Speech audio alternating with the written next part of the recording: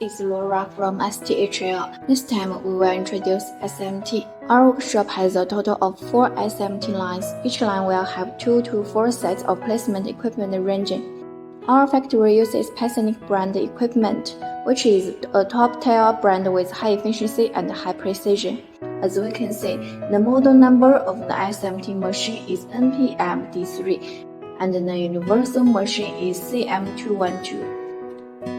We will arrange the most suitable production line according to the type, quantity, and the size of components.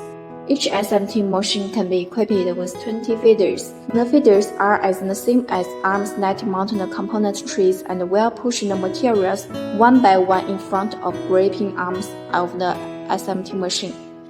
We will arrange for workers responsible for accuracy to carefully check whether the components and the solder paste are well adhered after each board completes the placement process, and then send it to reflow oven for the next process.